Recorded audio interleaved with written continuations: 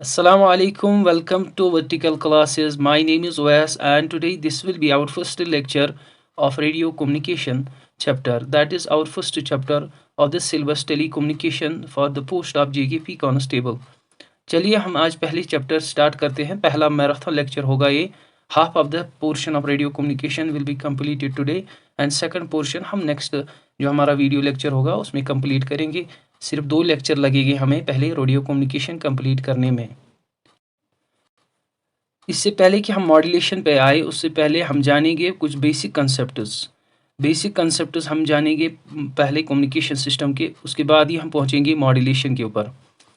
अगर हम पहले बात करेंगे कम्युनिकेशन सिस्टम की, जो कि आपकी स्क्रीन पे अभी दिख रहा है आपको, communication system by definition, if we go by definition, यहाँ पे मैंने लिखा है communication is the process of establishing connection और लिंक बिटवीन द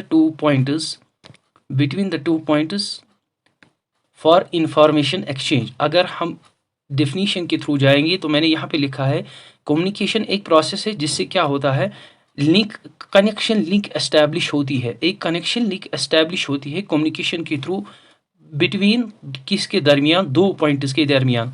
अगर 2 पॉइंट्स के दरमियान कनेक्शन लिंक एस्टैब्लिश हुई, फॉर व्हाट पर्पस तो होना चाहिए ना, किस लिए ये कनेक्शन लिंक एस्टैब्लिश हुई। एक ही पर्पस है कम्युनिकेशन में, that is the information exchange. यहाँ पे इंफॉर्मेशन एक्सचेंज हो रहा है। अगर आप किसी के साथ फ़ोन पे बात कर रहे हो दूसरे पर्सन के साथ, तो आप ज़रूरी है कि आप एक दूसरे से इंफॉर्मेशन शेयर कर रहे हो। इसी प्रोसेस को हम बोलते हैं कम्युनिकेशन। तो दैट मीन्स कम्युनिकेशन आप दोनों के दरमियान, आप 2 पर्सन्स के दरमियान लिंक बनी, एस्टैब्लिशिंग कनेक्टिंग लिंक बनी ये कम्युनिकेशन। तो सिंपली अगर हम फर्दर ऑन बोले, कम्युनिकेशन एक सिंपल ले में लैंग्वेज में ये एक प्रोसेस है जहाँ पे information exchange of information take place होता है। जब आप फॉर एग्जांपल आप एक पर्सन ए और पर्सन बी एक दूसरे से बात कर रहे हैं फ़ोन पे, तो ये एक दूसरे से इंफॉर्मेशन एक्सचेंज कर रहे हैं, बात कर रहे हैं, दैट मीन्स ये एक दूसरे के हाल चाल पूछ रहे हैं, वो भी एक इंफॉर्मेशन टाइप है, या और कुछ भी बात कर सकते हैं। इस इंफॉर्मेशन एक्सचेंज करने के लिए इनको कुछ इक्विपमेंट्स की ज़रूरत है। फॉर एग्जांपल ये एक दूसरे से फ़ोन पे बात कर रहे हैं अभी, तो इनको जो इक्विपमेंट अभी यूज़ हो रहा है, 2 मोबाइल फ़ोन और बीच में होगा एक टावर, जिसकी बिना पे पूरा ये इक्विपमेंट कम्युनिकेशन सिस्टम बन रहा है यहाँ पे। तो दैट मीन्स कि इनके कम्युनिकेशन करने के लिए 3 चीज़ यूज़ हो रही है। एक, दोनों के पास मोबाइल फ़ोन है और एक टावर है। ये जो इक्विपमेंट्स हमें इस कम्युनिकेशन करने में यूज़ होते हैं, इन्हीं इक्विपमेंट्स को हम कम्युनिकेशन इक्विपमेंट्स कहते हैं। होप आपको ये पोर्शन समझ आया होगा। फिर जब हम इन्हीं बहुत सारे कम्युनिकेशन इक्विपमेंट्स को असेंबल करते हैं, इकट्ठे रखते हैं, एक तरतीब देते हैं, एक पर्टिकुलर फॉर्म में इनको लाते हैं, तभी हमारे पास एक सिस्टम बनता है। उस सिस्टम को हम कहते हैं communication system. Communication system is nothing but the different communication equipments when assembled together they form a communication system. Hopefully आपको ये पॉइंट भी समझ आया होगा। अब हम देखेंगे कम्युनिकेशन सिस्टम के बहुत सारे इक्विपमेंट्स हमारे पास। कम्युनिकेशन सिस्टम के कितने इक्विपमेंट्स हैं। यहाँ पे मैंने नीचे एक ब्लॉक डायग्राम बनाई है जनरल कम्युनिकेशन सिस्टम के इक्विपमेंट्स। ये हम एक्सप्लेन करेंगे, उसके बाद ही हम पहुँचेंगे, फिर और एक टर्म इसके बाद एक्सप्लेन करेंगे, देन हम पहुँचेंगे मॉड्यूलेशन पे। आप पूरा ध्यान रखिए यहाँ पर। जो कि आप पहले देख रहे हैं, हमारे पास जो ब्लॉक डायग्राम है कम्युनिकेशन सिस्टम की, पहला जो यहाँ पे पॉइंट है इंफॉर्मेशन सोर्स। जैसे कि मैं अभी एग्जांपल आपको बोल रहा था, अगर 2 पर्सन एक दूसरे से फ़ोन पे बात कर रहे हैं, इनका ये बात करना ये इंफॉर्मेशन है। तो पहले कम्युनिकेशन सिस्टम में जो पहला इनपुट होगा वो होगी information source, that means information signal आएगी पहले कम्युनिकेशन सिस्टम में। इंफॉर्मेशन सिग्नल, वो सिग्नल मैसेज सिग्नल हो सकती है, कुछ भी हो सकता है। देन जो ये मैसेज सिग्नल है, फॉर एग्जांपल हमने बात की, मैं अभी आपसे बात कर रहा हूँ, तो ये बात ये आप तक अब इसके बाद पहुँचेगी। तो ये बात जो मेरी है, ये अभी माइक्रोफोन जो मेरे पास लगा है, ये कन्वर्ट कर रहा है मेरी साउंड जो मेरी साउंड है, साउंड इंफॉर्मेशन, इसको कन्वर्ट कर रहा है इलेक्ट्रिक फॉर्म में। तो कम्युनिकेशन सिस्टम में उसके लिए एक पर्टिकुलर इक्विपमेंट होता है, उसको हम बोलते हैं यहाँ पे ट्रांसड्यूसर उसे कहते हैं। ट्रांसड्यूसर अगर आप देखोगे यहाँ पे मैंने उसकी डेफिनेशन भी लिखी है, ये एक इलेक्ट्रिकल ये एक डिवाइस होती है जो क्या काम करती है, एक फॉर्म ऑफ एनर्जी को दूसरे फॉर्म में कन्वर्ट करती है। फॉर एग्जांपल माइक्रोफोन, अभी मैं आपके साथ बात कर रहा हूँ, ये लेक्चर रिकॉर्ड कर रहा हूँ, मैं जो इन्फॉर्मेशन दे रहा हूँ ये in form of sound waves है, इसको ये माइक्रोफोन कन्वर्ट करता है इलेक्ट्रिकल सिग्नल्स। दैट मीन्स कि ये माइक्रोफोन एक्ट कर रहा है ट्रांसड्यूसर। अगर हम इसके बाद दूसरे इक्विपमेंट पे चलेंगे, इसके बाद होता है दूसरा और एक इक्विपमेंट दैट इज ट्रांसमीटर। अब ट्रांसमीटर का क्या काम है कम्युनिकेशन सिस्टम में? अब इंफॉर्मेशन इनपुट हमने दिया, इनपुट ट्रांसड्यूसर को, उसने उसको कन्वर्ट किया, जैसे कि मैंने बोला मैं इस वक्त आपसे बात कर रहा हूँ, साउंड को किया इलेक्ट्रिक एनर्जी में, इलेक्ट्रिक सिग्नल्स में। तो ये इलेक्ट्रिक सिग्नल्स फिर ट्रांसमीटर में पहुंच जाती है। ये ट्रांसमीटर क्या करता है, ये इसको प्रोसेस करता है इस इलेक्ट्रिक सिग्नल को फ्रॉम डिफरेंट एस्पेक्ट से। इसके पास बहुत सारी इंफॉर्मेशन आ सकती है, साउंड हो सकती है, कुछ डिजिटल इंफॉर्मेशन आ सकती है ट्रांसड्यूसर के पास। यहाँ पे पर्टिकुलर हमने साउंड बोला, इसने इलेक्ट्रिक सिग्नल में इसे कन्वर्ट किया। ये बहुत सारी वेज में इसके पास, ट्रांसमीटर के पास इंफॉर्मेशन आ सकती है। फॉर एग्जांपल यहाँ पे मैंने एग्जांपल लिखी है, रेडियो ब्रॉडकास्टिंग, जब रेडियो ब्रॉडकास्टिंग होती है, electric signal is processed to restrict the is range of audio frequency. What does that mean कि रेडियो ब्रॉडकास्टिंग में फॉर एग्जांपल आप 92.7 एफएम सुन रहे हैं, वो सिर्फ वही रेंज ऑफ फ्रिक्वेंसी सेंड करेगा 92.7, उसी पे उसकी इंफॉर्मेशन ट्रांसफ़र हो रही होगी। तो ये ट्रांसमीटर है, ये सिर्फ उसी पर्टिकुलर फ्रिक्वेंसी को ट्रांसफ़र करेगा। फॉर एग्जांपल 92.7 एफएम में इस वक्त आपको बोल रहा हूँ, ये ट्रांसमीटर उसी पर्टिकुलर सिग्नल, उसी पर्टिकुलर फ्रिक्वेंसी को ट्रांसफ़र करेगा। तो ये बाकी को रिस्ट्रिक्ट करेगा ये ट्रांसमीटर, और उसको आगे पहुंचाएगा। ये जो रेंज होता है, जनरली अगर मैं ऑडियो फ्रिक्वेंसी की रेंज बोलूँ, 5 किलो हर्ट्ज़ होता है हमारे पास, 5 kilo hertz in amplitude modulation. इसको हम फर्दर आगे डिटेल में जानेंगे। फिर अगर हम तीसरे इक्विपमेंट की बात करें, ये होती है channel. Channel is simply medium, कौन सा मीडियम अब यूज़ हो रहा है, इन्फॉर्मेशन, इस ट्रांसमीटर ने इन्फॉर्मेशन आगे भेजी। अब चैनल कुछ नहीं है, सिंपली कौन सा मीडियम यूज़ हो रहा है इस इन्फॉर्मेशन को आगे पहुंचाने के लिए। मगर चैनल में एक प्रॉब्लम भी आती है, यहाँ पे हमें नॉइज़ एडअप होता है। कोई चैनल हो सकती है डायरेक्टली यहाँ पे वायर यूज़ होती है चैनल में, कहीं पे मीडियम होता है सिर्फ आयर टू आयर, सिर्फ आयर मतलब एटमॉस्फेयर एक मीडियम एक्ट करता है जब हम चैनल की बात करें। चैनल के बाद होता है तीसरा इक्विपमेंट, वो होता है रिसीवर। रिसीवर क्या करता है, ये इन्फॉर्मेशन सिग्नल को, अब ये जो इन्फॉर्मेशन मैंने वॉइस सेंड की थी, बट अभी ये सिस्टम में आगे इलेक्ट्रिकल फॉर्म में जा रही है। रिसीवर का काम होता है ये वापस उसको साउंड के फॉर्म में लाता है, साउंड के फॉर्म में रिप्रोड्यूस करता है वही ओरिजिनल मैसेज। फिर ये फर्दर ऑन रिसीवर और एक इक्विपमेंट होता है यहाँ पे आउटपुट ट्रांसड्यूसर। इनपुट ट्रांसड्यूसर मेरी वॉइस को कन्वर्ट किया था इलेक्ट्रिकल सिग्नल में, इसने इलेक्ट्रिकल सिग्नल में कन्वर्ट किया था। जब रिसीवर ने रिट्रीव की ओरिजिनल सिग्नल, ये अब आउटपुट ट्रांसड्यूसर को देगा। आउटपुट ट्रांसड्यूसर इसे बैक करेगा इलेक्ट्रिक फॉर्म में, इसके पास आई, ये वापस कर देगा इसे ऑडियो में। अब ऑडियो जो यहाँ पे मैंने बोला उसकी फ्रिक्वेंसी लो थी, तो उसको ये लाउड स्पीकर, आपने देखा होगा लाउड स्पीकर बहुत ज़्यादा साउंड में, अगर आप आहिस्ता से बात करोगे माइक्रोफोन पे, लाउड स्पीकर में वहाँ वो बहुत तेज़ निकलती है और उसकी फ्रिक्वेंसी ज़्यादा होती है, बिकॉज लाउड स्पीकर इसको एम्पलीफाई करता है उस वॉइस को। वैसे ही ये आउटपुट ट्रांसड्यूसर के बाद जब लाउड स्पीकर पे जाएगी, ये उस सिग्नल को, उस वॉइस मैसेज को, उस ऑडियो को, उसको साउंड फॉर्म में कन्वर्ट करके, ऑडियो फॉर्म में कन्वर्ट जो इसने आउटपुट ट्रांसड्यूसर ने की, ये इसको लाउड स्पीकर साउंड फॉर्म में कन्वर्ट करके एम्पलीफाई कर देगा। तो ये था हमारा brief introduction about communication system and it is equipments and communication system block diagram. Now let us move to some other term, the basic term जिसकी हमें यूजेज बहुत ज़्यादा आगे आएंगी। यहाँ पे अगर आप देखोगे, यहाँ पे मैंने लिखा है base band signal. What is base band signal? Actually जो अभी मैंने आपको बोला, जो हमने इनपुट इन्फॉर्मेशन सिग्नल दी, चाहे वो दो किस्म की सिग्नल हो सकती है, चाहे एनालॉग भी हो सकती है। एक कम्युनिकेशन सिस्टम को, जब मैंने अभी आपको कम्युनिकेशन सिस्टम दिखाया, वहाँ पे हम पहले इन्फॉर्मेशन या और इनपुट सिग्नल दे रहे थे। तो मैं आपके लिए एक पर्टिकुलर एग्जांपल बोल रहा था, मैं आपसे अभी बात कर रहा हूँ, इस टाइम में साउंड दे रहा हूँ, इस फॉर्म ऑफ इनपुट को हम एनालॉग बोलते हैं। और समटाइम्स ये डिजिटल हो सकता है, जैसे कि कंप्यूटर डाटा आप कीपैड पे टाइप कर रहे हो, उस टाइम जो डाटा होगी वो डिजिटल फॉर्म में होगी, आप नंबर्स डायल कर रहे हो कंप्यूटर के ऊपर। सो जो इन्फॉर्मेशन या इनपुट सिग्नल किसी भी कम्युनिकेशन सिस्टम में हो सकती है वो दो टाइप की हो सकती है। वो एनालॉग हो सकती है विथ एग्जांपल साउंड और पिक्चर, और डिजिटल हो सकती है जिसमें एग्जांपल है हमारी कंप्यूटर डाटा। उसी इन्फॉर्मेशन का जब इलेक्ट्रिकल इक्विवेलेंट बनता है, इलेक्ट्रिकल इक्विवेलेंट ऑफ दैट, उसी ओरिजिनल इन्फॉर्मेशन का इलेक्ट्रिकल इक्विवेलेंट सिग्नल, उसे हम बेस बैंड सिग्नल कहते हैं। यही होता है base band signal. Electrical equivalent of this original information, उसी को बोलते हैं हम बेस बैंड सिग्नल। अब हम आएंगे मॉड्यूलेशन पे। मॉड्यूलेशन क्या होती है? ये बेटा मॉड्यूलेशन एक प्रोसेस होती है जहाँ पे दो सिग्नल्स यूज़ होती है। ये दो सिग्नल्स कौन कौन सी सिग्नल है? एक होती है मॉड्यूलेटिंग सिग्नल, दूसरी होती है कैरियर सिग्नल।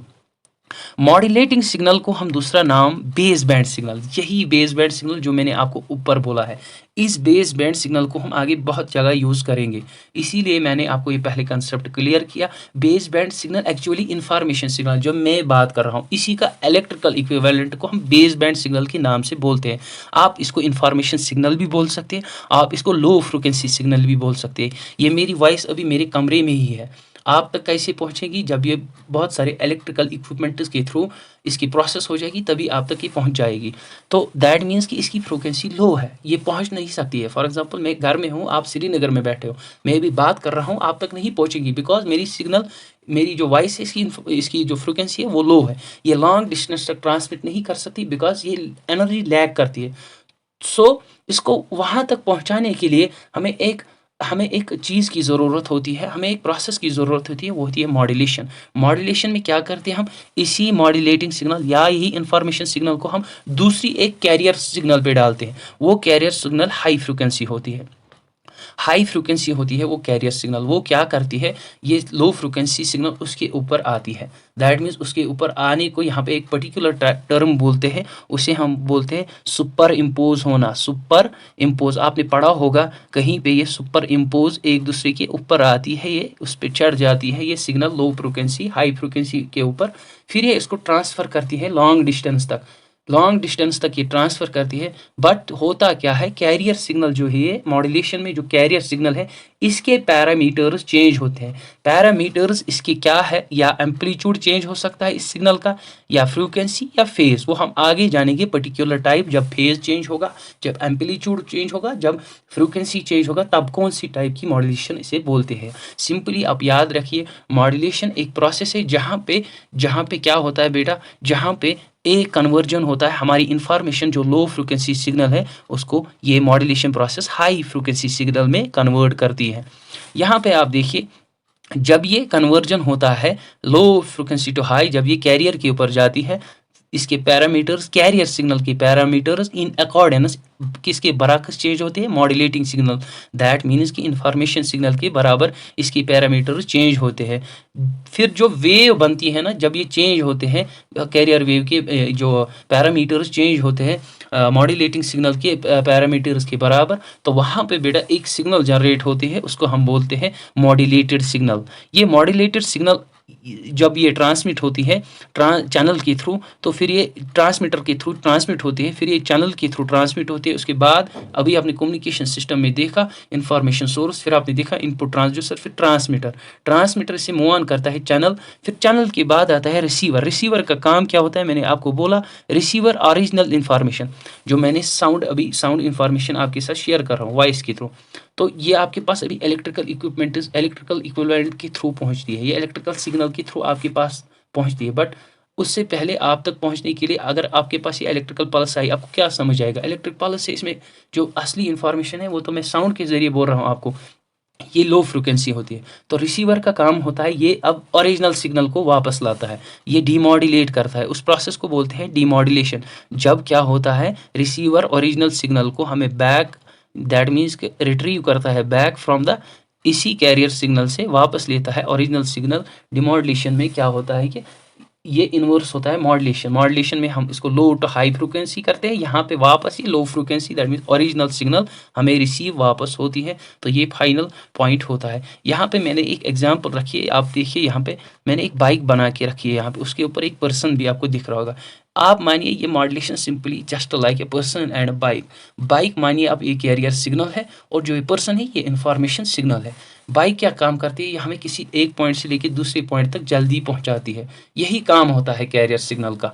कैरियर सिग्नल का बेटा यही काम होता है, ये जल्दी पहुंचाता है हमारी इंफॉर्मेशन को पॉइंट ऑफ डेस्टिनेशन तक, सोर्स से डेस्टिनेशन तक। यहाँ पे जो इसके लिए इक्विपमेंट यूज़ होता है मॉड्यूलेशन के लिए, वो होता है मॉड्यूलेटर। दो इनपुट सिग्नल्स जाती है, कैरियर और मॉड्यूलेटिंग, वो मिलके मॉड्यूलेटर में प्रोसेस होकर मॉड्यूलेटेड सिग्नल बनती है। चलिए अब हम मूव ऑन करते हैं हमारे नेक्स्ट कॉन्सेप्ट के ऊपर। अब हमें ज़रूरत क्यों है मॉड्यूलेशन की? मैं जो बात आपसे कर रहा हूँ ये इन्फॉर्मेशन सिग्नल, मैं ऐसे भी इस सिग्नल को पहुँचा सकता हूँ, फिर मुझे ज़रूरत क्यों है मॉड्यूलेशन की? एक्चुअली जो मॉड्यूलेशन की ज़रूरत क्यों है, क्योंकि इसकी लो फ्रिक्वेंसी, ये इसकी लिमिटेशन है, ज़्यादा दूर तक ये आवाज़ नहीं पहुँच सकती, इसीलिए हमें मॉड्यूलेशन करनी पड़ती है। अब हम देखेंगे modulation, need for modulation that means is equal to advantages of modulation. Need for modulation, क्यों हमें ज़रूरत है मॉड्यूलेशन की, वो हमें पता चलेगा जब हमें पता लगेगा एडवांटेजेस मॉड्यूलेशन करने से क्या फ़ायदा है। तो उसी वे में आपको समझ आएगा कि मॉड्यूलेशन करनी क्यों थी, जब आपको इसके एडवांटेजेस पता लगेंगे। चलिए हम डायरेक्टली आते हैं advantages of modulation. Advantages of modulation में पहला पॉइंट है reduction in the height of antenna. जब आप रेडियो कम्युनिकेशन में देखेंगे आगे, हमें टॉपिक है एंटीना भी। एंटीना में अभी आपको बोलना चाहता हूँ, एंटीना सिंपली एक मेटेलिक कंडक्टर है जिसका काम होता है कि हमारी इंफॉर्मेशन को रिसीव और सेंड कर सकता है। ये इसकी सिंपल डेफिनेशन में बोलूँगा, ये हमारी इंफॉर्मेशन को सेंड और रिसीव करता है, इसका यही काम होता है। अब देखिए reduction in the height of antenna, modulation से एंटीना की हाइट कम होती है। अगर मॉड्यूलेशन नहीं करेंगे फिर हमें बड़े से बड़े एंटीना चाहिए, 7 किलोमीटर की एंटीना, 8 किलोमीटर की एंटीना, जिसकी वजह से इक्विपमेंट कॉस्ट हाई आएगा और वो पॉसिबल भी नहीं है 8 किलोमीटर की एंटीना बनाना, फिर हमारी लो फ्रिक्वेंसी को ट्रांसफ़र करना, वो बहुत ही मतलब एक इम्पॉसिबल टास्क है। तो मॉड्यूलेशन से क्या होता है, एंटीना की हाइट डिक्रीज होती है, दैट मीन्स कि मॉड्यूलेशन ईजी करता है process of exchange of information को, इससे हाइट ऑफ एंटीना डिक्रीज होता है। फॉर एग्जाम्पल, अब यहाँ पे एक एग्जाम्पल से आप समझेंगे कैसे, जो कि ट्रांसमिशन करने के लिए हमें एंटीना की हाइट चाहिए, वो होनी चाहिए मल्टीपल ऑफ π/4, मल्टीपल ऑफ π/4 होनी चाहिए एक एंटीना की height. That means height of antenna must be equal to multiple of π/4, इसके π/4 के मल्टीपल होनी चाहिए हाइट। अब देखिए sorry λ/4, height of antenna must be λ/4। Wire lambda क्या होता है, वेव लेंथ। आगे जानेंगे हम वेव लेंथ क्या होता है। Lambda is equal to wave length, आपने पढ़ा होगा 10th 12th में।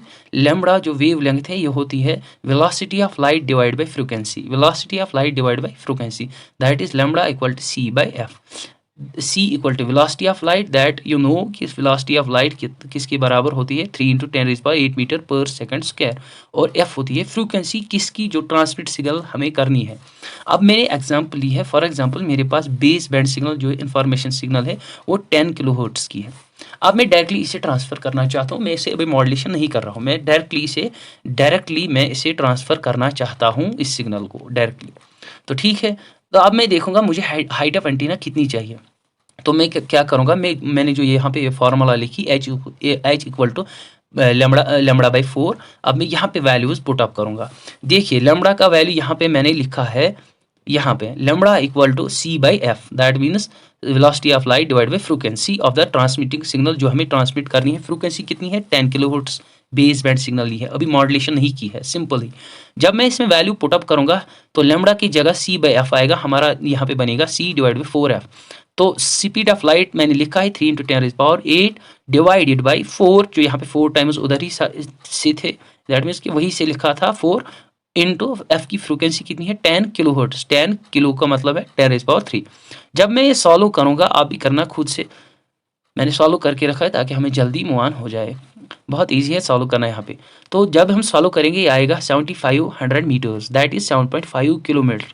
आपने कहीं देखा है कि ऐसा एंटीना है, ऐसा टावर है कम्युनिकेशन में जो 7.5 किलोमीटर है, पॉसिबल ही नहीं है। दैट मीन्स कि मैंने जब मॉड्यूलेशन नहीं की, मुझे हाइट ऑफ एंटीना 7.5 किलोमीटर चाहिए, वो पॉसिबल ही नहीं है। अब जब मैं मॉड्यूलेशन करूँगा, मॉड्यूलेशन जब मैं प्रैक्टिकल सेंस में मॉड्यूलेशन करूँगा, प्रैक्टिकली यहाँ पे मैंने लिखा है, practically it is impossible to install antenna of such height, ऐसी हाइट की एंटीना इंस्टॉल करना मुमकिन नहीं है। अब हम कंसिडर करते हैं और एक फ्रिक्वेंसी, अब हम हाई फ्रिक्वेंसी कंसिडर करते हैं। अभी हमने लो की 10 किलोहर्ट्ज़, अब हम हाई फ्रिक्वेंसी कंसिडर करेंगे। अब हम कंसिडर करेंगे high frequency signal, that is यहाँ पे फ्रिक्वेंसी मैंने ली है 1 मेगाहर्ट्ज़। 1 मेगा मीन्स 10⁻6, 1 इंटू 10⁻6, इस टाइप की फ्रिक्वेंसी मैंने ली। अब मैं देखूंगा मुझे कितनी हाइट चाहिए एक एंटीना बनाने के लिए, इस फ्रिक्वेंसी सिग्नल को, मॉड्यूलेटेड सिग्नल को ट्रांसफ़र करने के लिए। तो λ/4 वही फार्मूला, C/4f। तो यहाँ पे मैं वैल्यू पुट अप करूँगा, speed of light 3 × 10⁸ divide by 4, और f का वैल्यू है 1 × 10⁻6। जब मैं सॉल्व करूँगा ये आएगा हमारा आंसर 75 मीटर्स। वहाँ पे क्या आया था? 7.5 किलोमीटर्स। अब देख रहे हो, जब मॉड्यूलेशन नहीं की तब हाइट थी 7.5 किलोमीटर। जब हमने अब मॉड्यूलेशन की तो हाइट रिड्यूस हुई। तो आपको कल आएगा क्वेश्चन में मॉड्यूलेशन नीचे दिया होगा, मॉड्यूलेशन का एक ये एडवांटेज क्या है, नीचे दिया होगा 2-4 ऑप्शन, एक ऑप्शन में ये दिया होगा reduce the height of antenna, तो आपको वही टिक करना है। तो आप देख रहे हैं यहाँ पे हाइट 7.5 किलोमीटर से डाउन होकर 75 मीटर। तो इस टाइप का एंटीना आपने देखा होगा, टावर भी देखा होगा। So it is practically possible. Thus हमें पता चला फाइनली मॉड्यूलेशन क्या करता है, ये रिड्यूस करता है हाइट ऑफ एंटीना। अब हम देखेंगे और एक, इसके बाद हम और एक देखेंगे इसकी सेकंड एडवांटेज क्या है। सेकंड एडवांटेज में क्या होता है, अभी आपने पढ़ा base band signal, for example sound signal transmitted without using, अगर हम मॉड्यूलेशन के बगैर साउंड सिग्नल को ट्रांसमिट कर रहे हैं, फॉर एग्जांपल 0 to 20 हमारा एक फ्रिक्वेंसी का रेंज है, इस फ्रिक्वेंसी के रेंज के बिटवीन सिग्नल हम ट्रांसमिट कर रहे हैं। अब हमारे पास एक ही, फॉर एग्जांपल रेडियो स्टेशन पूरे कश्मीर में एक ही नहीं होगा, बहुत सारे रेडियो स्टेशन है। अब सभी रेडियो स्टेशन ने क्या काम किया, उन्होंने कहा हम एक ही फ्रिक्वेंसी रेंज की दरमियान सिग्नल्स को ट्रांसफ़र करेंगे। अब 0 to 20 वो भी ट्रांसफ़र कर रहे हैं। फॉर एग्जांपल सो मनी, मैंने यहाँ पे 3 ही एग्जांपल ली है। अब जब आप आगे देखोगे, बहुत सारों ने कहा कि रेडियो स्टेशन तीनों ने कहा हम 0 to 20 तक सिग्नल ट्रांसफ़र करेंगे। यहाँ पे आप देखिए, उन्होंने कहा हम 0 to 20 ट्रांसफ़र करेंगे, सिग्नल फॉरवर्ड करेंगे। जब हम देख रहे हैं, जब ये सिग्नल फॉरवर्ड करेंगे 0 to 20, पॉसिबिलिटी है ये मिक्सअप हो जाएगी। जब ये मिक्सअप हो जाएगी तो रिसीवर को क्या होगा, रिसीवर इनको सेपरेट नहीं कर पाएगा। 0 to 20 इनका सुपर इम्पोजिशन हो जाएगा, उसमें नॉइज़ क्रिएट हो जाएगी, इंटरफेरेंस हो जाएगा। एक प्रोसेस है, ये आपने पढ़ा होगा 12th में, इंटरफेरेंस। वहाँ पे क्या होगा, ये एक दूसरे के ऊपर चढ़ जाएगी वेव्स, तो ये जो रिसीवर है ये अनेबल हो जाएगा, ये नहीं कर पाएगा इनको सेपरेट। तो उसके लिए क्या करते हैं हम, उस लिमिटेशन को दूर करने के लिए हम कैरियर वेव, दैट मीन्स की मॉड्यूलेशन करते हैं। हम हर एक सिग्नल को डिफरेंट कैरियर वेव, हम उसको डिफरेंट कैरियर वेव प्रोवाइड करते हैं। फॉर एग्जांपल मैंने सिग्नल 1 को 300 किलोहर्ट्ज़ की कैरियर वेव प्रोवाइड की, सेकंड को 200, थर्ड को 100। जब ये मॉड्यूलेशन हो जाएगी तो इनके लिए डिफरेंट चैनल फिर आगे रिसीव करेगी।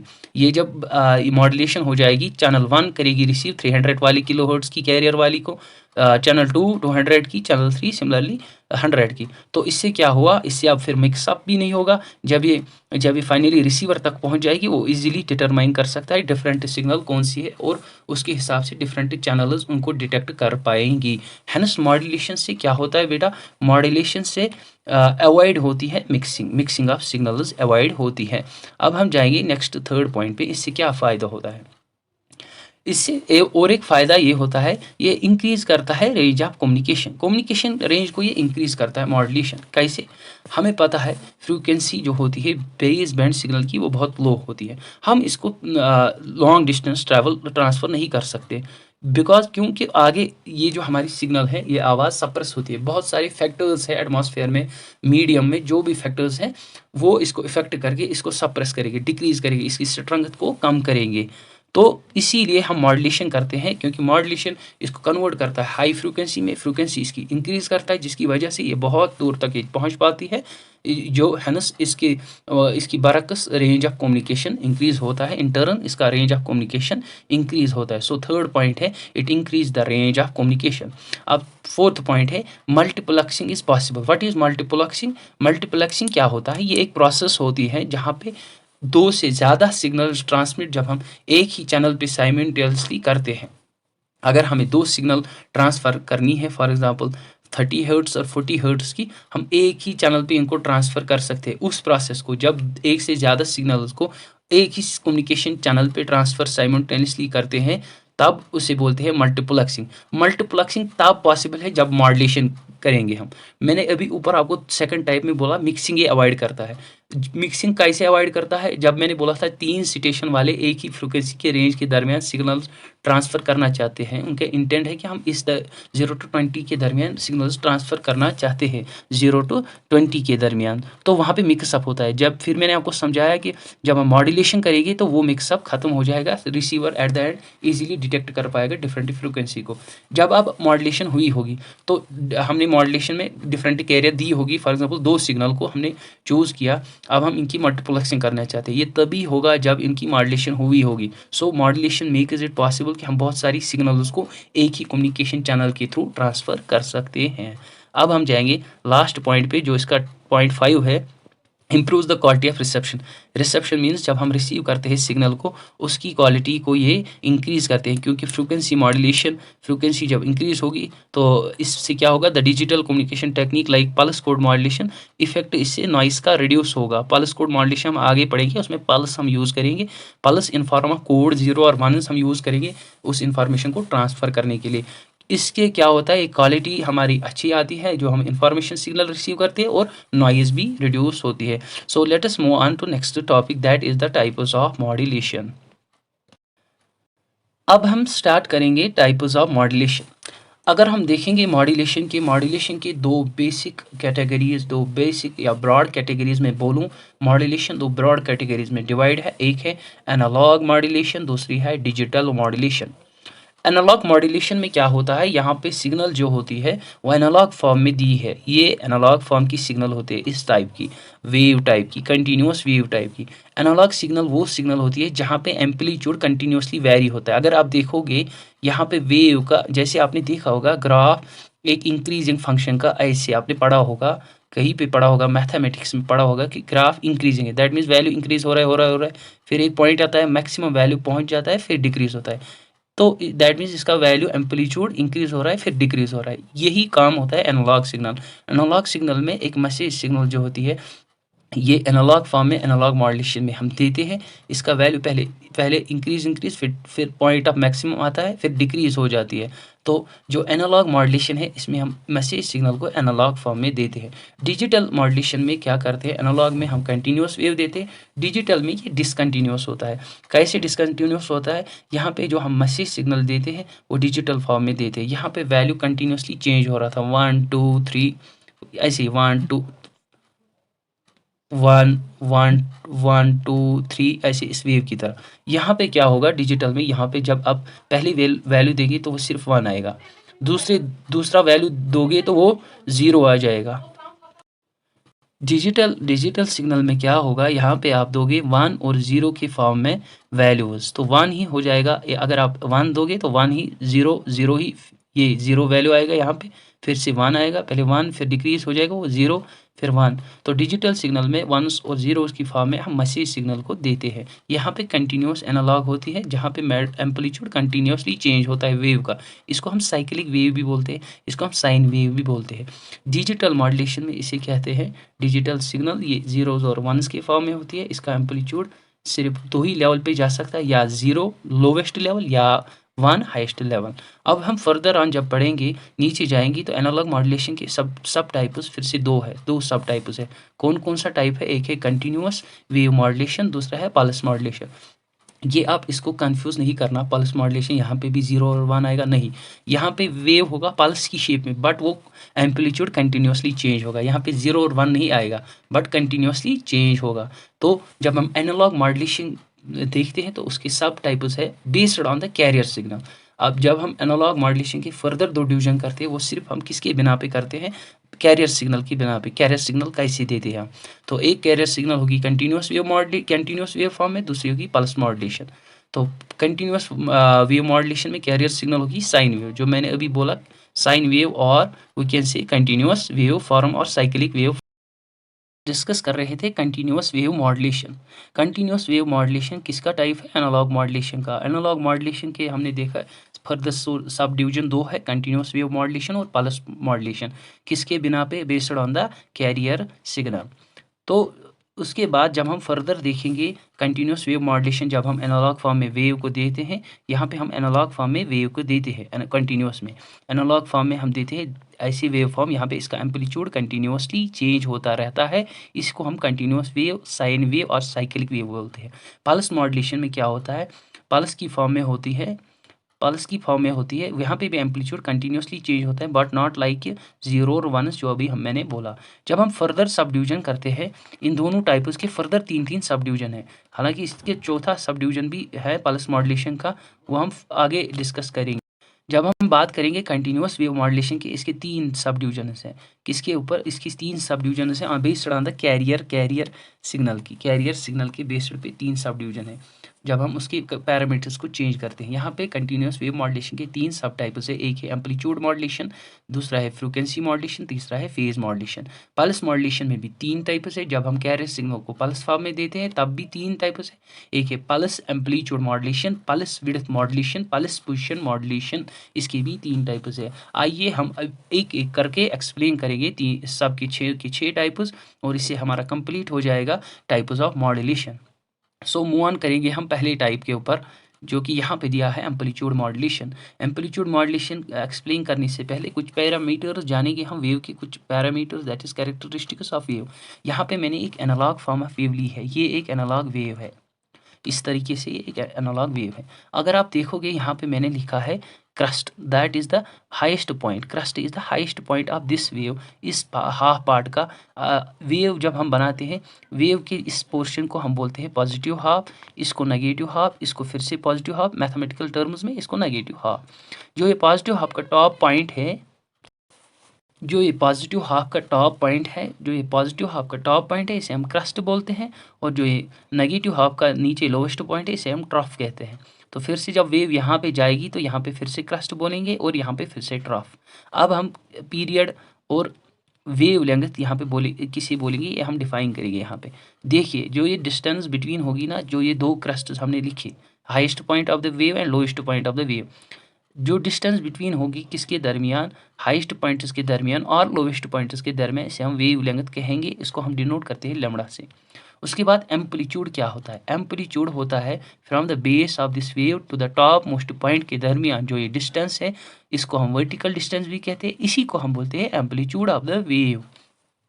सो आपको एम्पलीट्यूड भी क्लियर हुआ, क्रस्ट भी क्लियर हुआ, ट्रफ भी क्लियर हुआ, वेवलेंथ भी। अब बचा और एक टर्म, वो है period. Period of wave, wave की पीरियड को किसी हम कहेंगे simply it is the distance, it is the distance between the 2 crusts and between the 2 consecutive crust and trough. Crust और ट्रफ के दरमियान जो डिस्टेंस है, इसे हम पीरियड ऑफ द वेव कहते हैं। अब हम आएंगे अपने टॉपिक के ऊपर, जो है एम्पलीट्यूड मॉड्यूलेशन। एम्पलीट्यूड मॉड्यूलेशन में क्या होता है, अब आपको पता चला ये वर्टिकल डिस्टेंस को हम, किसी वेव की वर्टिकल डिस्टेंस को एम्पलीट्यूड कहते हैं। जब यही एम्पलीट्यूड चेंज होगा, किसका? कैरियर वेव का। जब एम्पलीट्यूड चेंज होगा, किसके बराबर चेंज होगा? किसके प्रोपोर्शन में चेंज होगा? इन्फॉर्मेशन सिग्नल के प्रोपोर्शन में। जब कैरियर वेव का एम्पलीट्यूड चेंज होगा, वेरी होगा, उसे ही हम बोलते हैं एम्पलीट्यूड मॉड्यूलेशन। बट उसमें क्या होगा, और एक पॉइंट, कि कैरियर वेव की फ्रीक्वेंसी और फेज कांस्टेंट रहेगा। चेंज अगर होगा तो कैरियर का सिर्फ एम्पलीट्यूड चेंज होगा। उस प्रोसेस को बोलेंगे हम एम्पलीट्यूड मॉड्यूलेशन। जब एम्पलीट्यूड चेंज होगा कैरियर का, किसके प्रोपोर्शन में? इंफॉर्मेशन बेस बैंड और मॉड्यूलेटिंग सिग्नल और लो फ्रिक्वेंसी सिग्नल के बराकस इन अकॉर्डेंस और प्रोपोर्शन, उसी टाइम हम उसे बोलते हैं एम्पलीट्यूड मॉड्यूलेशन। यहाँ पे मैंने वेव फॉर्म लाई है, ये है इंफॉर्मेशन सिग्नल वेव, और ये वाली है कैरियर, और ये इंफॉर्मेशन जब एक दूसरे के ऊपर सुपर इम्पोज होती है तो हमारे पास मिलती है एम्पलीट्यूड मॉड्यूलेटेड सिग्नल। तो ये है फाइनल सिग्नल का रिजल्ट। अब हम मूव ऑन करेंगे एप्लीकेशंस ऑफ एम्पलीट्यूड मॉड्यूलेशन। इसके बहुत सारी एप्लीकेशन है because of it is simplicity and effectiveness की वजह से। जो इसके असरात और इसकी सिंपल वे की वजह से बहुत सारे जब हम इसे ट्रांसमिट करते हैं उसकी वजह से सिंपलिसिटी और इफ़ेक्टिवनेस की वजह से ट्रांसमिशन के दौरान इसकी बहुत सारी एप्लीकेशन है बहुत सारी फील्ड्स में। तो पहली एप्लीकेशन है रेडियो ब्रॉडकास्टिंग। रेडियो स्टेशन से सिग्नल्स आती है, हम तक पहुंच जाती है, वो भी एम्पलीट्यूड मॉड्यूलेटेड वेव होती है। एविएशन कम्युनिकेशन यानी कि एयरक्राफ्ट कैरियर जो या एयरफोर्स या कोई भी एयरक्राफ्ट कैरियर होगा, चाहे वो एरोप्लेन होगा, बस होगी, कोई भी होगा, उनको जब ग्राउंड के साथ कम्युनिकेशन करना हो वो भी एम्पलीट्यूड मॉड्यूलेटेड वेव का यूज़ करते हैं। अगर हम देखेंगे टेलीविज़न ब्रॉडकास्टिंग में पिक्चर्स टेलीविज़न के ऊपर आती है, वो भी एम्पलीट्यूड मॉड्यूलेटेड वेव का यूज़ करती है। रेडार सिस्टम में भी इसकी यूजेज है, इलेक्ट्रॉनिक वारफेयर में भी, जंगों में भी यूजेज है, मिलिट्री कम्युनिकेशन, डाटा कम्युनिकेशन और सेलफोन कम्युनिकेशन में। सो हमने यहाँ पे कंप्लीट किया एप्लीकेशन ऑफ एम्पलीट्यूड मॉड्यूलेशन। इसके बाद है frequency modulation. In frequency modulation the frequency of carrier wave. अब फ्रीक्वेंसी मॉड्यूलेशन में पहला जो हमारा पैरामीटर है वो हमने पढ़ लिया कि एम्पलीट्यूड चेंज होता है। फ्रीक्वेंसी मॉड्यूलेशन में क्या होता है, अब फ्रीक्वेंसी चेंज हो रही है, किसकी चेंज हो रही है, कैरियर वेव की फ्रीक्वेंसी चेंज हो रही है, किसके accordingly, amplitude of information signal के अकॉर्डिंगली इसका कैरियर वेव का फ्रीक्वेंसी चेंज होगी। बट एम्पलीट्यूड खुद कैरियर वेव का कांस्टेंट रहेगा। याद रखना यहाँ पे कैरियर वेव का जो एम्पलीट्यूड है वो कांस्टेंट रहेगा और जो चेंज होगा वो एम्पलीट्यूड चेंज होगा इंफॉर्मेशन सिग्नल का और फ्रीक्वेंसी चेंज होगी कैरियर वेव की। सो फ्रीक्वेंसी मॉड्यूलेशन में क्या होता है, frequency of carrier wave change होती है, एम्पलीट्यूड किसके एम्पलीट्यूड के बराबर, इंफॉर्मेशन सिग्नल के एम्पलीट्यूड के बरक्स अकॉर्डिंगली, बट एम्पलीट्यूड खुद फ्रीक्वेंसी कैरियर का सेम रहता है। फ्रीक्वेंसी जो कैरियर की है वो चेंज होती है बट उसका एम्पलीट्यूड खुद कैरियर सिग्नल का सेम रहता है। अगर हम यहाँ पे देखेंगे वेव फॉर्म्स दोनों की रखी है मैंने, तो ये है मैसेज सिग्नल और ये है कैरियर सिग्नल। जब इससे पर इम्पोज होती है तो हमारे पास मॉड्यूलेटेड फ्रीक्वेंसी मॉड्यूलेटेड सिग्नल आती है। यहाँ पे इसमें आप देख रहे हो यहाँ पे साइकिल्स नियर बाय है, यहाँ पे दूर दूर ये साइकिल है, यहाँ पे फिर से नियर आ रहे हैं, फिर से दूर जा रहे हैं। तो यहाँ पे जब ये नियर बाय आ रहे हैं साइकिल एक दूसरे के बहुत नज़दीक ऐसे करीब, फिर दूर हो रहे हैं, फिर करीब आ रहे हैं, तो इस करीब आने को हम कंप्रेशन कहते हैं और इस दूर जाने को हम एक्सपेंशन। तो कंप्रेशन और expansion will be the characteristics of frequency modulated signal. तो जब आप फ्रीक्वेंसी मॉड्यूलेटेड सिग्नल देखोगे वहाँ पे कंप्रेशंस और एक्सपेंशंस बन रहे होंगे उसकी फ्रीक्वेंसी मॉड्यूलेटेड सिग्नल की। अब हम जाते हैं प्रॉपर्टीज़ नहीं बल्कि एप्लीकेशंस के ऊपर जाते हैं, ये यूजेज कहाँ पे है इसकी। ये भी हम रेडियो ब्रॉडकास्टिंग में यूज़ करते हैं, टेलीविज़न साउंड्स में यूज़ करते हैं, सैटेलाइट टीवी में, वायरलेस कम्युनिकेशन में, ऑडियो ट्रांसमीटर्स में, मॉनिटरिंग न्यूबॉर्न फॉर सीजर्स विया ईईजी, इलेक्ट्रोएन्सेफलोग्राफी जो यूज़ करते हैं हम एक न्यू बॉर्न के मूवमेंट के, जो जब न्यू बॉर्न अभी मदर के वोम में होता है तो हम वहाँ पे उसकी मूवमेंट जानने के लिए फ्रीक्वेंसी मॉड्यूलेटेड सिग्नल का यूज़ करते हैं। पर्सनल एफएम ट्रांसमीटर्स के लिए लाइक ऑक्स जो कार में यूज़ होती है वो भी फ्रीक्वेंसी मॉड्यूलेटेड वेव का यूज़ करते हैं। या पुलिस वायर ट्रांसमिशन जो पुलिस वायरलेस ट्रांसमिशन करती है ना, वहाँ पे भी फ्रीक्वेंसी मॉड्यूलेटेड वेव का यूज़ होता है।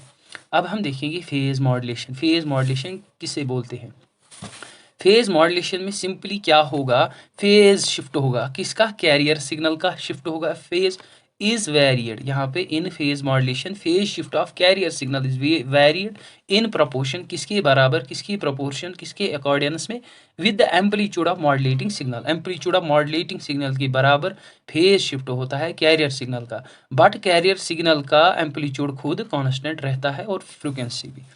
अगर आप देखोगे फेज़ मॉड्यूलेशन और फ्रीक्वेंसी मॉड्यूलेशन दोनों एक्चुअली एंगल मॉड्यूलेशन के टाइप है।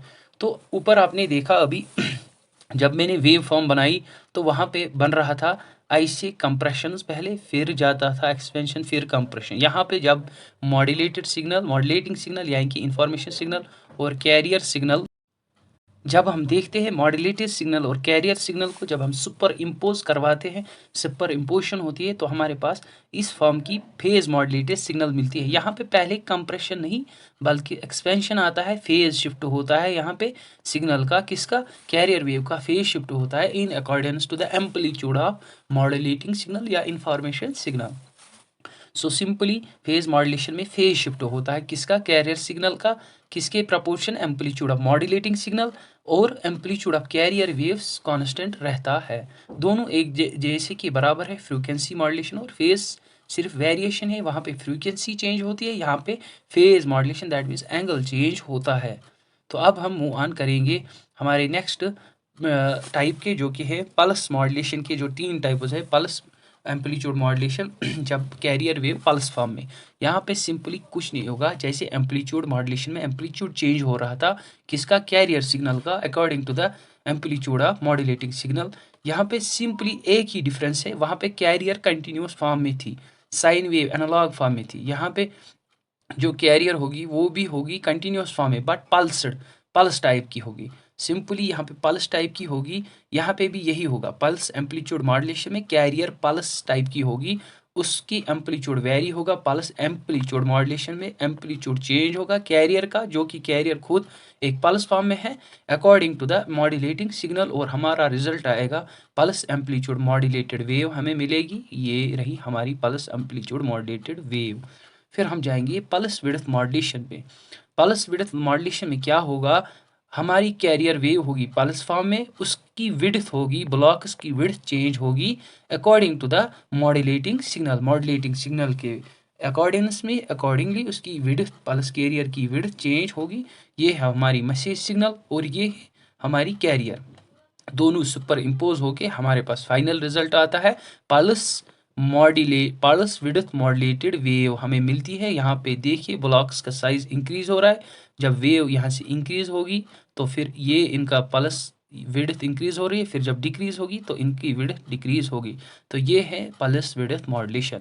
बात करेंगे हम पल्स पोजीशन मॉड्यूलेशन की, पीपीएम की। इसमें क्या होता है, सिर्फ पोजीशन चेंज होगी किन की, पल्स कैरियर वेव के जो ब्लॉक्स है, जो कि पल्सेस है, इनकी पोजीशन चेंज होगी इन अकॉर्डेंस और in proportion to the modulating signal. Modulating signal की प्रपोर्शन में चेंज होगी इसकी क्या, पोजीशन। सिंपली यहाँ पे मॉड्यूलेटिंग सिग्नल, ये कैरियर सिग्नल है, जब ये सुपर इम्पोज होके मॉड्यूलेशन हो जाएगी तो इनकी पोजीशन आप देखिए, पोजीशन चेंज हो रही है, एम्पलीट्यूड सेम है, फ्रीक्वेंसी सेम है, बट पोजीशन चेंज हो रही है। वहाँ पे क्या देखा हमने, पल्स विड्थ में विड्थ चेंज हो रही है, एम्पलीट्यूड सेम था, फ्रीक्वेंसी सेम था, बट विड्थ चेंज हो रही है। सो ये थे हमारे 3 टाइप्स किसके, ये थे हमारे पल्स जो कि टाइप है हमारा based on the carrier, pulse width modulation, pulse amplitude modulation, जो कि था हमारा यहाँ पे, ये रहा हमारा पल्स मॉड्यूलेशन के types 3, pulse amplitude, pulse width और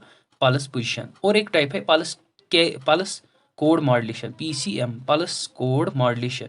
ये हम आगे पढ़ेंगे, हमारे सिलेबस में नहीं है इसलिए मैंने यहाँ पे स्किप किया है। जनरली यहाँ पे जो इन्फॉर्मेशन होगी वो डायरेक्टली 0 और 1 के कोडेड फॉर्म में इन्फॉर्मेशन ट्रांसफ़र करेगा, उसके हिसाब से मॉड्यूलेशन होगी। कैरियर वेव 0 और 1 ऐसे कोडेड 111 ऐसे कोडेड होगी कैरियर वेव, वो फिर उसी के अकॉर्डिंगली मॉड्यूलेटिंग सिग्नल के अकॉर्डिंगली वो कैरियर वेव जो कोडेड में है वो चेंज होके ट्रांसफ़र हो जाएगी हमारी, फिर मॉड्यूलेटेड सिग्नल बन जाएगी पल्स कोड मॉड्यूलेटेड सिग्नल। छोड़िए, हमारा ये टॉपिक नहीं है, जो जितने भी टाइप्स थे वो हमने डिस्कस किए हैं। अब हम जाते हैं हमारा नेक्स्ट टॉपिक, जो कि है मॉड्यूलेशन इंडेक्स। मॉड्यूलेशन इंडेक्स हमारा और एक टॉपिक है।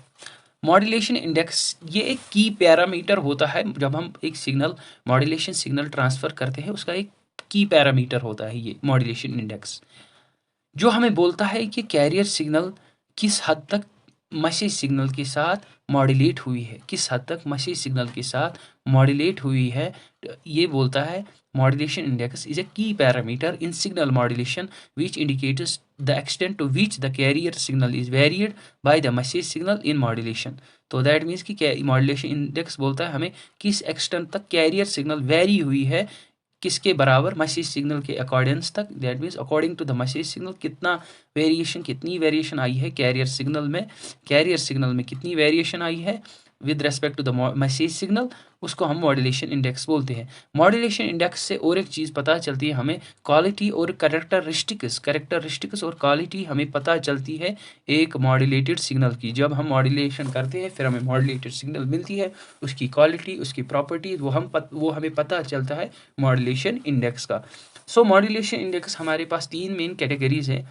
फ्रीक्वेंसी, फेज़ और एम्पलीट्यूड मॉड्यूलेशन उनके लिए डिफरेंट हो गए। सो हम एक एक करके उन तीनों टाइप्स के मॉड्यूलेशन इंडेक्स पढ़ लेते हैं। पहले है एम्पलीट्यूड मॉड्यूलेशन।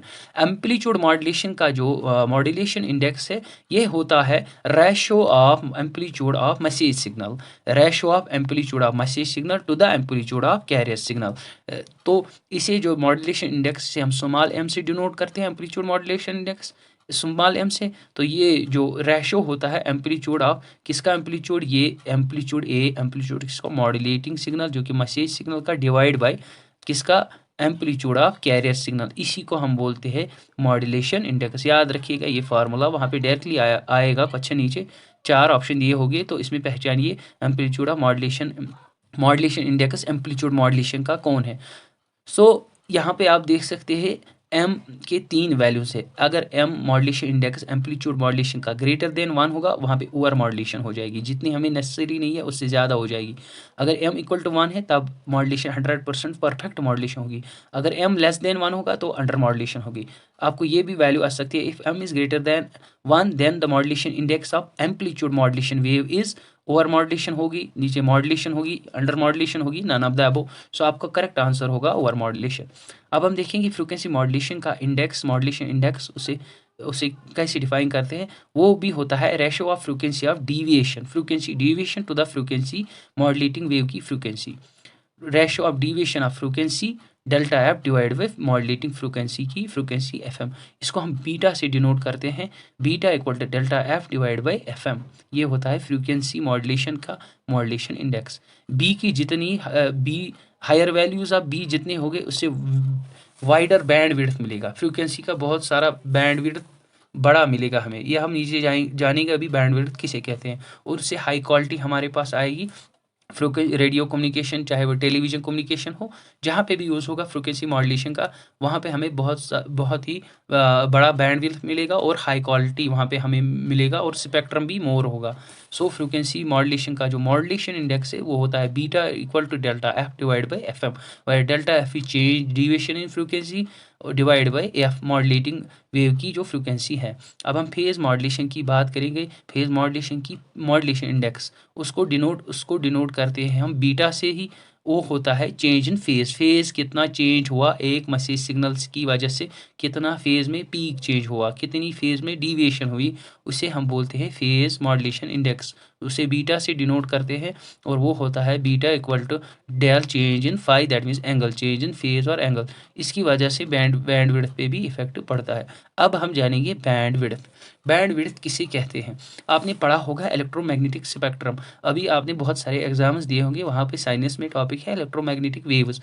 आपने पढ़ा होगा EM waves is nothing but the waves which are created due to the vibration of waves, जो क्रिएट हुई होगी बाई वाइब्रेशंस ऑफ, वाइब्रेशन किसकी, वाइब्रेशन की वजह से, electric field and magnetic field की वजह से, उनकी वाइब्रेशंस की वजह से जो वेव जनरेट होगी उन्हें हम कहते हैं इलेक्ट्रोमैग्नेटिक वेव। और ये इलेक्ट्रोमैग्नेटिक वेव बहुत टाइप्स की होती है। आपने पढ़ा होगा इलेक्ट्रोमैग्नेटिक वेव में माइक्रोवेव आपने पढ़ा होगा, आपने इंफ्रारेड वेव्स पढ़ी होगी, आपने ये यूवी पढ़ा होगा, आपने X rays, gamma rays, cosmic rays, microwave waves, radio waves, ये different types of electromagnetic wave है। इन सारी टाइप्स को हम एक ही कैटेगरी में रखते हैं, एक ही स्पेक्ट्रम में रखते हैं, उसे बोलते हैं इलेक्ट्रोमैग्नेटिक स्पेक्ट्रम, या एक ही डिवीजन में रखते हैं, उसे बोलते हैं ब्रॉड डिवीजन को इलेक्ट्रोमैग्नेटिक स्पेक्ट्रम। इसी में आएगी ये types of different electromagnetic wave. अब हम बैंड विड्थ किसे कहते हैं। बैंड विड्थ अब सिंपली आपको समझ आएगा, यही पोर्शन है, बैंड विड्थ एक पोर्शन है इसी इलेक्ट्रोमैग्नेटिक स्पेक्ट्रम का। अगर बैंड विड्थ किसी सिग्नल का होता है इलेक्ट्रोमैग्नेटिक स्पेक्ट्रम में, उसने कितनी जगह ली है उस सिग्नल ने।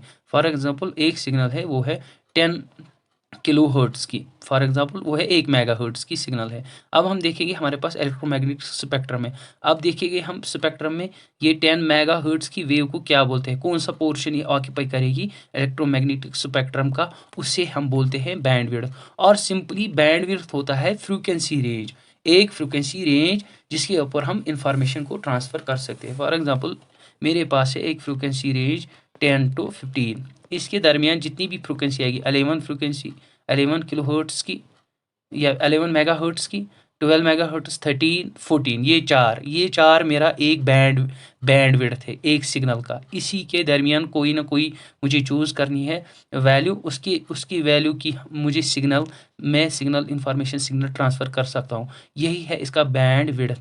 अगर मैंने इससे ज़्यादा ली 15 तो नहीं आएगा, 10 लिया तो नहीं होगी ट्रांसफ़र मेरी इंफॉर्मेशन सिग्नल। अगर होगी तो सिर्फ इसके ही कंस्ट्रेंट्स, ये इसकी कंस्ट्रेंट पॉइंट्स है, इसके बाहर ना इनके ऊपर, इनके दरमियान जो वैल्यू है यही कहलाया जाएगा मेरा बैंडविड्थ। अगर सिंपली मैं और फिर से इसको सिंपलीफाई करूँ तो ये बैंडविड्थ होता है difference between the lower upper frequency limit minus the lower. जैसे कि मैंने अपर यहाँ पे लिया था 15 तो और लोअर क्या 10, 15 और 10। जब मैं 15 को माइनस करूँगा 10 से मेरे को आएगा 5 मेगाहर्ट्ज़। तो 5 मेगाहर्ट्ज़ मेरा एक रेंज है, बैंडविड्थ है, जिसके रेंज में मैं फ्रिक्वेंसी को अपने इंफॉर्मेशन को ट्रांसफ़र कर सकता हूँ। यहाँ पे मैंने और एक एग्जांपल रखी है। फॉर एग्जांपल मेरी म्यूज़िक सिग्नल ट्रांसफ़र होगी बिटवीन 20 to 50 किलोहर्ट्ज़। जब मैं इसको डिफरेंस करूँगा from higher minus lower, bandwidth निकलेगी मुझे 14,980 हर्ट्ज़। सो दैट मीन्स कि ये मेरा बैंडविड्थ है 1490 हर्ट्ज़ का। इसके दरमियान जो है यही मेरा बैंडविड्थ है एक इन्फॉर्मेशन को ट्रांसफ़र करने के लिए।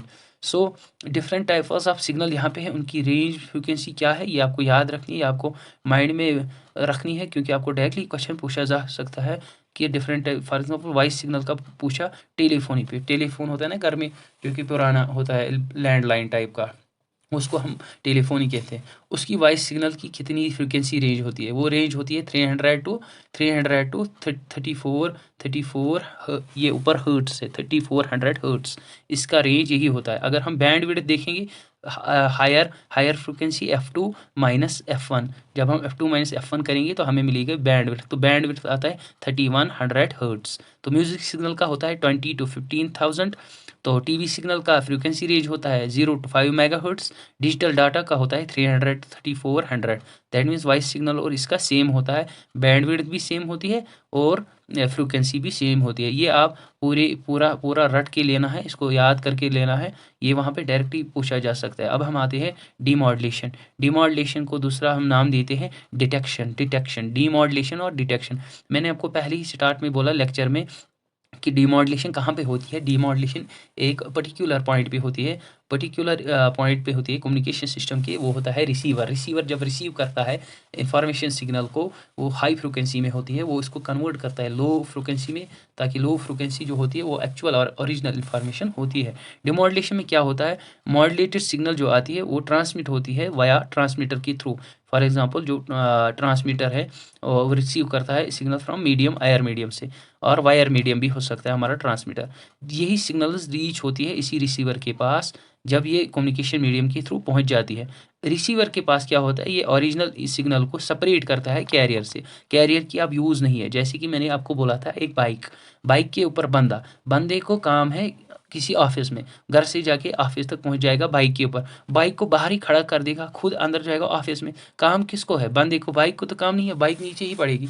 यही होता है रिसीवर क्या करता है, कैरियर सिग्नल को भगा देता है, जो इन्फॉर्मेशन सिग्नल है उसको रिट्रीव करता है। इसी सारी प्रोसेस को हम बोलते हैं डिमॉड्यूलेशन और डिटेक्शन। सो होपफुली आपको ये पॉइंट भी क्लियर हुआ होगा। आज के लिए इतना ही। आज हमने जो टॉपिक्स कंप्लीट किए वो थे मॉड्यूलेशन। पहले हमने जाना कम्युनिकेशन सिस्टम, फिर कम्युनिकेशन सिस्टम के इक्विपमेंट्स, फिर कम्युनिकेशन सिस्टम की ब्लॉक डायग्राम, फिर हमने पढ़ा मॉड्यूलेशन एक्सप्लेन किया। उसके बाद मॉड्यूलेशन की नीड, क्यों हमें मॉड्यूलेशन की ज़रूरत थी, जो कि 3rd चैप्टर का टॉपिक है। इन्होंने बहुत सारे टॉपिक्स मिक्सअप किए हैं, पहले चैप्टर के आधे तीसरे के 4th चैप्टर में है। तो जो सेक्शंस के उधर से इधर टॉपिक रखे, कोई एक पर्टिकुलर वे में टॉपिक्स मेंशन नहीं किए गए हैं। लगता है कोई अननोन पर्सन जो है एसएसबी के पास, जिसने ये टॉपिक्स यहाँ पे हमारे सिलेबस में रखे तो किस लेवल के, पूरी इंजीनियरिंग लेवल के। जितना हो सका मैंने उतना ईजी बनाया आपके लिए, सिंपल डेफिनेशंस लाई, अपनी 100% कोशिश की आपको समझाने की। अगर फिर से आपको समझ नहीं आ रहा, 1-2 बार वीडियो को रिपीट कीजिए, देखिए, इन कॉन्सेप्ट्स को आपको माइंड में रखना है। लेवल 2 का पोस्ट है ये, ज़्यादा लेवल का पोस्ट नहीं है। सो उसके अकॉर्डिंगली मैंने यहाँ पे आपके साथ मटेरियल शेयर किया, आपके साथ डिस्कशन की। होपफुली आपको सब कुछ समझ आया होगा। सो मैं बात कर रहा था रेडियो कम्युनिकेशन में कौन कौन सा टॉपिक हमने कंप्लीट किया। Modulation, frequency modulation, phase modulation, amplitude modulation, applications, demodulation, bandwidth. अब बचा हमारा एएम मॉड्यूलेटर। अब डिवाइस होती है जो कन्वर्ट करती है मॉड्यूलेशन प्रोसेस को, जो प्रोसेस को करवाती है, वहाँ पे कोई डिवाइस लगी होती है, मॉड्यूलेटर। अब हमें पढ़ना है एम्पलीट्यूड मॉड्यूलेटर इंशाल्लाह नेक्स्ट लेक्चर में। Frequency modulator, AM receiver, super heterodyne radio receiver, frequency receiver, फिर उसके बाद radio wave propagation types, sky ground, फिर हमें स्पेस, और उसके बाद लास्ट पे 3 टर्म्स लिखिए और सिर्फ डिफाइन करनी है वो क्या है, उनकी रेंज कितनी मैक्सिमम है, बस। उसके लिए नेक्स्ट लेक्चर आएगा। सो उसके बाद हमारा कंप्लीट हो जाएगा रेडियो कम्युनिकेशन। उसके बाद हम डायरेक्टली जाएंगे चैप्टर 4 पे, इलेक्ट्रिसिटी। जैसे कि मुझे मार्केट डिस्ट्रीब्यूशन लग रहा है इनके तो बराबर होने चाहिए, बट थर्ड चैप्टर में ज़्यादा ही होगा क्योंकि उसकी टॉपिक ज़्यादा है। वो हाफ हाफ कवर हो जाएगी, हमारे जो 2 चैप्टर है इलेक्ट्रिसिटी और पहला वाला कंप्लीट हो जाएगा, हाफ उसके भी कंप्लीट हो जाएगी थर्ड के। फिर हम आएंगे सेकंड पे, फिर लास्ट में थर्ड पढ़ेंगे हम। और हम इसको विदिन आई थिंक विदिन 15 तक हमने कवर किया होगा। 15 नवंबर और 16 नवंबर तक हम इसे कंप्लीट करेंगे पूरी सिलेबस को। फिर 15 डेज आपके पास रहेगी कंटिन्यूस रिवाइज करने के लिए। आप वीडियो लेक्चर्स को दोबारा देख सकते हैं। टिल देन थैंक यू, अल्लाह हाफिज़। मिलेंगे नेक्स्ट लेक्चर में। बाकी आप रिवाइज करते रहिए कंटिन्यूसली, वर्क हार्ड कीजिए और इंशाल्लाह आपको फ्रूट्स तो मिलेंगे ही, हार्ड वर्क के फ्रूट्स मिलती है। बाकी थैंक यू, टेक केयर, अल्लाह हाफिज़।